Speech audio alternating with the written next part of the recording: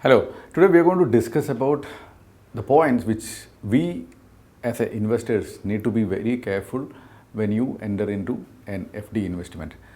FD investment, we all know that it is risk is pretty less, and there are some people think that it's a risk free, and it's not really risk free. There are banks which is different kinds of banks. We have a nationalized bank, we have scheduled bank, we have private bank, we have cooperative banks. The level of risk involved when you invest in different types of banks, it varies. At the same time, any kind of investment, when you invest, there are 2 points which we need to be very careful. The first one is that return on investment. How much we will get when you invest your money. So let's say 1 lakh rupees we are investing, 6% if you are getting it, that means every year we have to get 6%. Our aim is to generate that 6%. At the same time, it is very important that return of investment. We are investing a capital. That money has to come back. If you are getting only return and that money is stuck, we are in trouble. So the health of that organization which we are investing, it is very important.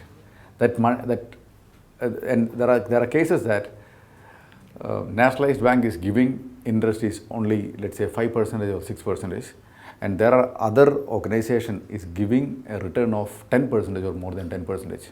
Why that 4% extra we are getting elsewhere, and what is the risk involved? Is my capital is protected there? This is one point which we always have to look before choosing our investment in any FD or any debt instrument we are investing in. So the return of capital and return on investment is very important. Both are important, but more importantly, return of the investment and return of capital is very, very important. So always choose the institution which is healthy, rated well, that will ensure that we will have a peace of mind and chance to get the money return. And we have always an insurance on FDs. Up to 5 lakh rupees, if the bank is under RBI, we have a system where we have an insurance on the FD.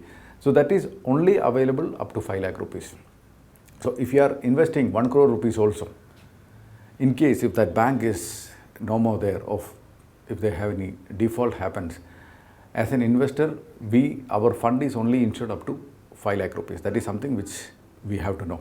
So it is sometimes if your fund is you want to manage that risk, you can choose the investment on a diversified note also.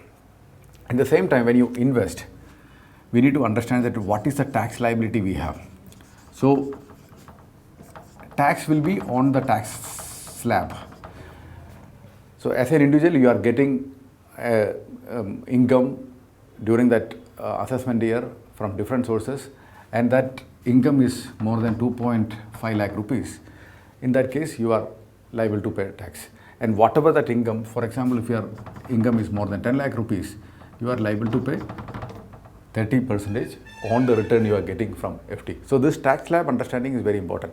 And at the same time, when any FD we are investing, there will be a TDS liability. Even for NRIs also this happens. So when NRIs invest the money in NRO, they will have a TDS deduction.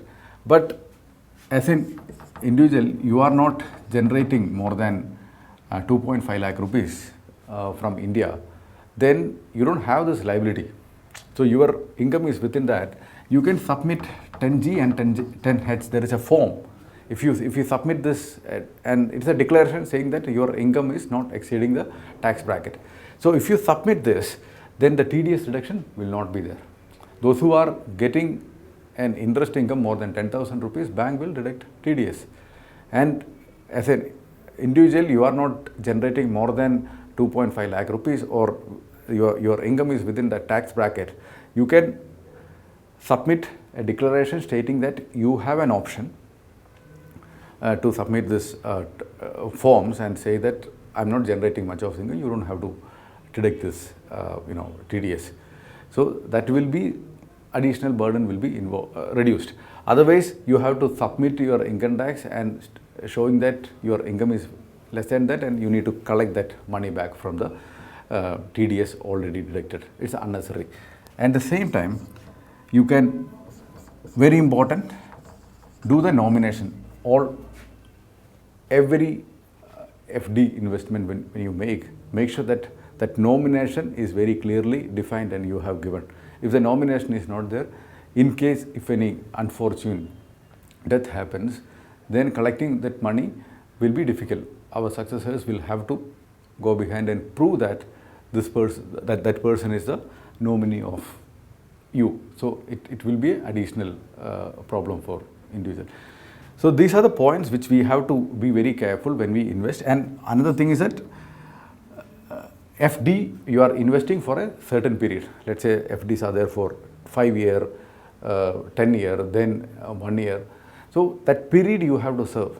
If in case if you are before that, if you are taking that money, then you end up paying penalty.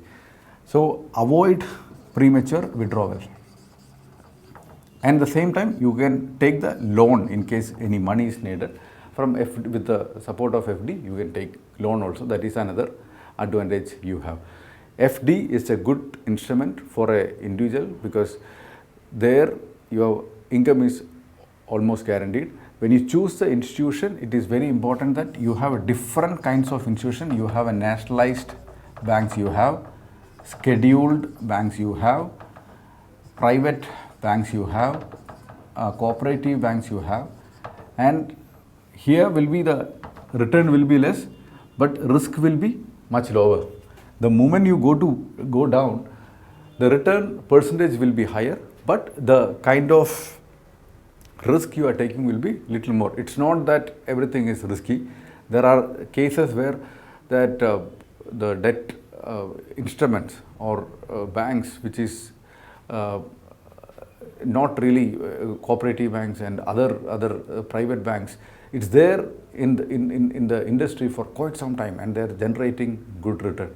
Only point as an investor, what we have to be very careful is that what is the ability you have and clearly diversify your instrument. That way you can manage your fund pretty effectively. So these are the information which we need to kind of look through before taking an investment decision. Make sure that all these points are ticked and that will ensure that your decision to invest on whatever fund you are investing in FD will be right. Make sure that nomination is clearly mentioned that, so that in case if any unforeseen event happens, our next generation, our successors will able to claim the money effectively.